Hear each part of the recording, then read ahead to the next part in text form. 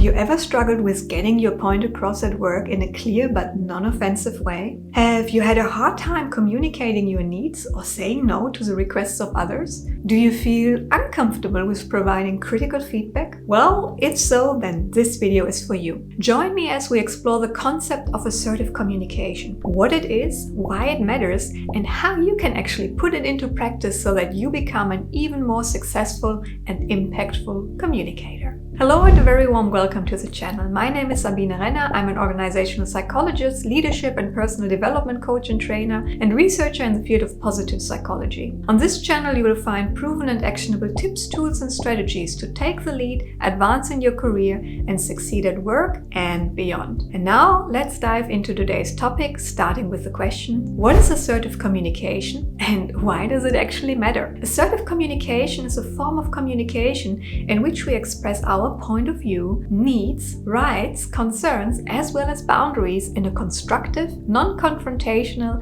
and at the same time in a clear, concise, and to-the-point way. In a way in which we stand up for what matters to us while considering also and respecting the perspective and the needs of others. Assertive communication can unfold in a broad variety of circumstances and in different forms, as we will see later. If applied intentionally and effectively, assertive communication can be a real game changer that helps us the quality of our communication and the impact that we have. Yet, many people find it challenging to put it into practice for two reasons. The first one is because they don't know how to do it. And the second one is because they are not completely sure what assertive communication actually is and how it differs from other forms of communication. And that's where we start right now, how it differs. Assertive communication can be understood as a communication style that treads the middle path between passive and aggressive communication. It marks kind of a halfway point between the other two styles. A person who communicates aggressively is typically focused only on his perspective, needs, personal goals, without actually considering those of the other side. The focus is on winning, with little to no room to reach common ground or to agree on a compromise. Aggressive communication is oftentimes a bit louder. We might notice some irritation or anger in the voice and a fierce or close body language. While aggressive communicators might succeed in having their voices heard, their communication style will most likely damage the relationships they have with others, hurt their professional image, and possibly even career success.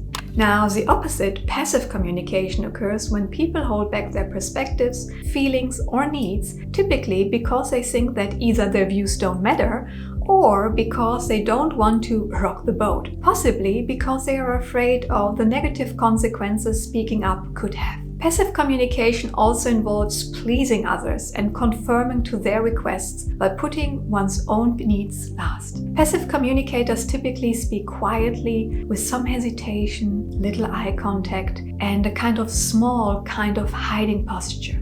And while passive communication might actually be helpful in keeping the peace, it might cause frustration and resentment in the long term, as individual needs and perspectives remain unnoticed and consequently unmet. Also, this communication style will most likely have a negative impact on one's professional image, as one is likely to come across as somewhat unsure and hesitant, and that could ultimately hinder career progression. Assertive communication represents the golden middle ground where we express our perspectives, needs, and boundaries clearly, concisely, and confidently, while we at the same time remain open and attentive to the concerns of others. Now, while assertive communication doesn't necessarily guarantee that we always get whatever we want, it however increases our chances of communicating effectively in such a way that our message can not only be understood more easily, but it also opens a pathway for constructive dialogue to unfold. Assertive communication also helps us in coming across as intentional and impactful communicators who are willing to speak up and at the same time consider others as well. Now let's look into some examples of challenging situations in the workplace and how we can address them by communicating assertively. Stay tuned to the end of today's video to explore 5 tips that will help you in putting this into practice. Saying no to the requests of others. Imagine the following situation. A colleague asks you for your support on one of his projects during the course of this week. Your capacity, however, is already maxed out. So you say, "I'm sorry, I don't have any additional capacity at this moment." Now, if this request comes from your manager, obviously, you want to take a slightly different approach and you say, well, thank you so much for thinking of me. I appreciate the opportunity. I currently don't have any free capacity during the course of this week due to prior commitments regarding projects ABC. Can we discuss a timeline or how to prioritize these tasks so that I know where to focus on? Disagreeing with others.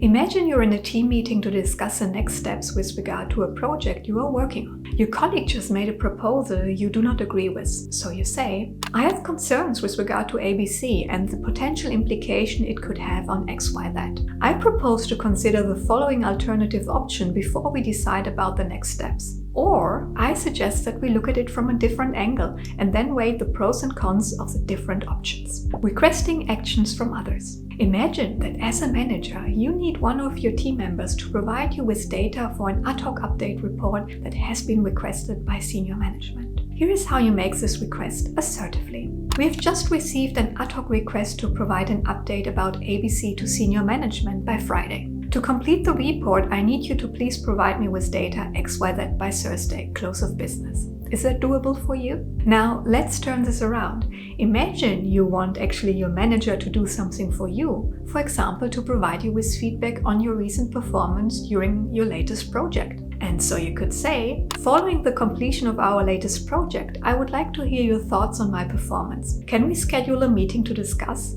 I would appreciate your feedback and guidance. Now, let's look into some tips that will help you in communicating more assertively. First tip is to use I statements. This technique is incredibly helpful in particular when providing critical feedback to others or confronting others with different points of view, which can feel so uncomfortable. Yet, being able to address these issues is critically important to find solutions and alignment. I statements help us in getting our message across in a non-confrontational way. When we use I, we indicate that we make reference to our own very subjective perception of a situation or personal need or perspective rather than speaking this carved into stone truth.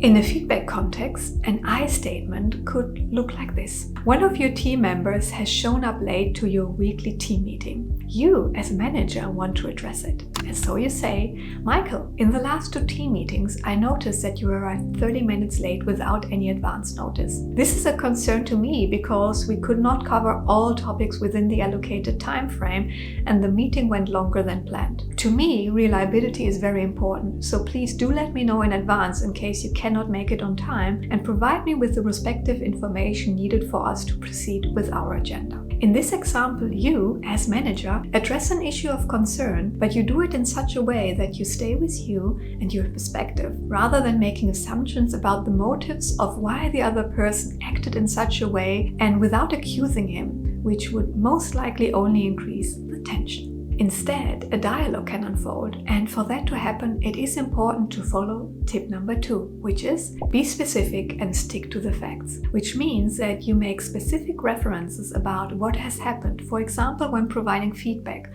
or what you want others to do. As you share your perspective with others, stick to the facts. Don't make assumptions and don't speculate about the motives of others. You might be right, but chances are high that you're wrong. So instead of prematurely judging others or making generalized statements about them like you always or you never, follow tip number 3, which is be curious about others' perspective. Which means that while you share your perspective, you also provide room for the other person to share his or her perspective. You ask questions and you listen to their responses with the aim to truly understand their point of view first before moving on with the conversation and expressing what you need from them. Communicating assertively means that while we speak up with self-confidence, we, however, don't mistake that for self-importance. Tip number 4 is about maintaining a firm and calm tone. The way you convey a message is often as important as the message itself. In the context of assertive communication, you want to speak in a firm yet calm tone without any signs of aggression nor hesitation. And then, lastly, tip number 5 is about body language, which actually speaks for itself and reflects your level of confidence. So stand or sit up straight, maintain eye contact, keep your body open with uncrossed arms, signaling your interest and respect for the other person. I hope you find these insights helpful and wish you a lot of success when putting them into practice. Let me know in the comment section down below which tip resonated the most with you and what kind of questions you have. I would love to hear. Hit the subscribe button to stay tuned to learn more proven and actionable tips, tools, and strategies that will help you take the lead, advance in your career, and succeed at work and beyond. And in case you would like to learn more about how to provide critical feedback to others effectively, have a look at this video. Thanks so much for watching. I look forward to seeing you in the next video.